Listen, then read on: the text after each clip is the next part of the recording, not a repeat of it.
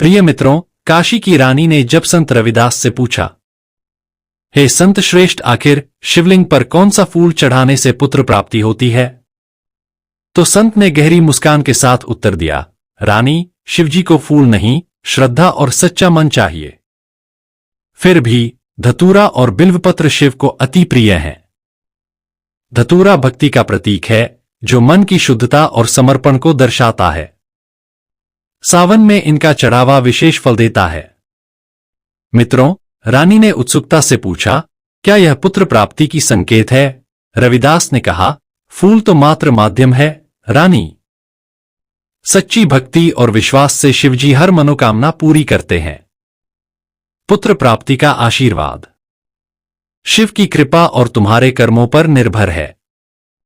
धतूरा चढ़ाओ, पर मन में संदेह मत लाओ। यह संवाद भक्ति, विश्वास और कर्म की महत्ता को दर्शाता है। प्रिय मित्रों, रविदास ने रानी को समझाया कि बाहरी पूजा से अधिक अंतर्मन की शुद्धता और ईश्वर पर अटूट विश्वास ही सच्चा मार्ग है। मित्रों, संत रविदास बोले, हे रानी, मैं तुम्हें प्राचीन समय की एक कथा सुनाता हूं, जिसे सुनकर आपको पता चल ही जाएगा कि वह फूल कौन सा है जिसे शिवलिंग पर चढ़ाने से होती है। एक सुंदर पुत्र की प्राप्ति। प्रिय मित्रों, संत रविदास कथा सुनाते हुए कहते हैं कि हे रानी, प्राचीन समय में गंगा नदी के किनारे बसे एक छोटे से गांव हरिपुर में एक साधारण सा घर था। इस घर में रहते थे राधा और श्याम, एक दंपति जिनके जीवन में सुख दुख का मेल था। लेकिन एक अधूरी इच्छा उनके दिल को हर पल कचोटती थी, संतान सुख की कमी। मित्रों, राधा हर सुबह गंगा के तट पर बने प्राचीन शिव मंदिर में जाती थी। वहां एक विशाल शिवलिंग था, जिसके चारों ओर फूलों की माला और धतूरे की पंखुड़ियां बिखरी रहती थीं। गांव के बुजुर्गों का कहना था कि धतूरा चढ़ाने से भगवान शिव प्रसन्न होते हैं और विशेष रूप से पुत्र प्राप्ति की मनोकामना पूरी करते थे।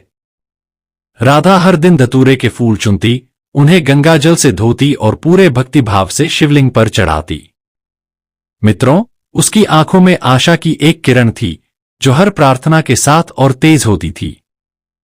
हे महादेव, मुझे मां बनने का सुख दे दो, वह हर बार मंदिर के शांत वातावरण में फुसफुसाती। श्याम, उसका पति, एक मेहनती किसान था। वह राधा की भक्ति को देखकर चुपके से मुस्कुराता, लेकिन उसके मन में भी एक टीस थी। गांव के लोग कभी कभी ताने मारते थे, क्या बात है श्याम, अब तक घर में किलकारी नहीं गूंजी। श्याम चुप रहता, लेकिन उसका दिल भारी हो जाता। प्रिय मित्रों, हरिपुर गांव में राधा और श्याम की कहानी किसी से छिपी नहीं थी। गांव की औरतें मंदिर में इकट्ठा होतीं और तरह तरह की बातें करतीं। कुछ कहतीं, राधा को और धैर्य रखना चाहिए, शिवजी सबकी सुनते हैं, तो कुछ मुंह फेर कर फुसफुसातीं, शायद इनका भाग्य ही ऐसा है। इन बातों का राधा पर गहरा असर पड़ता था। वह मंदिर से लौटते समय अक्सर गंगा के किनारे बैठकर अपनी उदासी को नदी की लहरों में बहा देना चाहती थी। एक दिन गांव की बुजुर्ग दादी मां, जिन्हें सभी माजी कहते थे, राधा के पास आईं। माजी की आंखों में अनुभव की गहराई थी।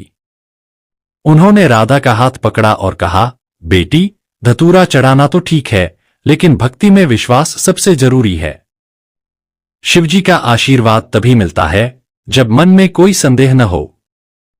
राधा की आंखें नम हो गईं। माजी, मैं तो हर दिन प्रार्थना करती हूं, फिर भी मेरी गोद सूनी है। क्या मेरी भक्ति में कोई कमी है? प्रिय मित्रों, संत रविदास कथा सुनाते हुए कहते हैं कि हे रानी, माजी ने मुस्कुराते हुए कहा, नहीं बेटी, कमी नहीं है, बस समय का इंतजार करो। और हां, इस बार सावन में शिवलिंग पर धतूरे के साथ बिल्वपत्र भी चढ़ाना।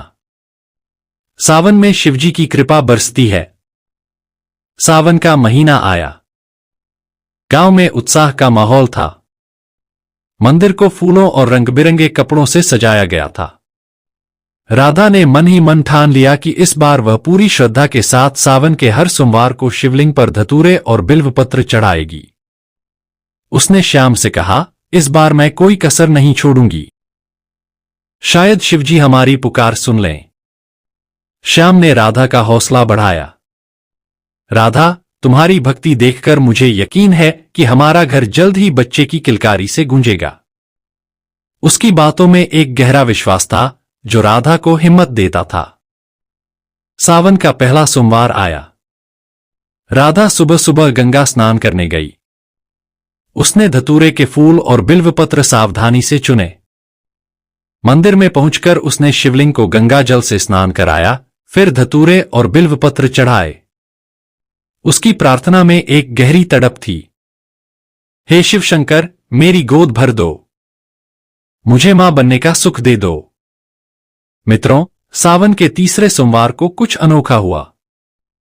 राधा मंदिर में प्रार्थना कर रही थी। तभी एक साधु मंदिर के द्वार पर आकर रुक गया।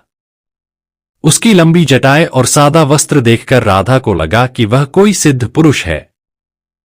साधु ने राधा की ओर देखा और मुस्कुराया। बेटी, तुम्हारी भक्ति सच्ची है। जो तुम मांग रही हो वह तुम्हें मिलेगा। लेकिन याद रख, जो शिवजी देते हैं वह अपने समय पर देते हैं। राधा ने साधु के चरणों में सिर झुकाया। साधु ने उसे एक छोटा सा धतूरे का फूल दिया और कहा, इसे अपने घर में रखो और हर दिन इसकी पूजा करना। राधा ने वह फूल लिया और घर लौट आई। उसने फूल को एक छोटे से मंदिर में रखा और रोज उसकी पूजा करने लगी। मित्रों, कुछ महीने बीते। राधा को एक दिन अचानक चक्कर आया।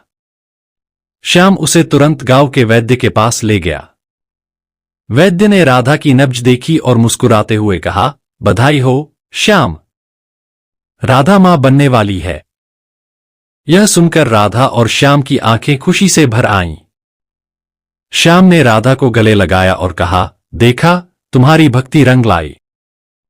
समय बीतता गया। राधा की गोद में एक सुंदर पुत्र ने जन्म लिया। गांव में खुशी की लहर दौड़ गई। मां जी ने बच्चे को आशीर्वाद दिया और कहा, यह शिवजी का चमत्कार है। धतूरे का फूल और तुम्हारी सच्ची भक्ति ने यह दिन दिखाया। बच्चे का नाम रखा गया शिवांश, जिसका अर्थ था शिव का अंश। राधा और श्याम का जीवन अब पूरी तरह बदल गया था।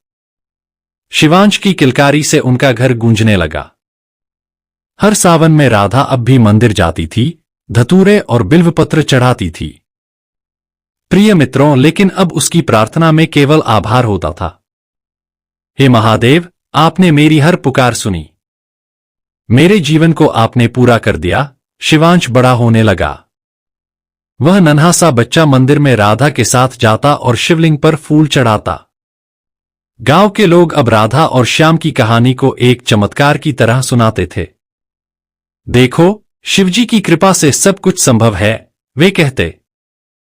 राधा ने एक दिन शिवांश को गोद में लिया और गंगा के किनारे बैठकर उसे बताया, बेटा, तुम शिवजी का आशीर्वाद हो। धतूरे के फूल ने हमें तुम तक पहुंचाया। शिवांश की मासूम आंखों में एक चमक थी, मानो वह समझ गया हो कि उसका जन्म एक चमत्कार था। राधा और श्याम की कहानी गांव में एक प्रेरणा बन गई।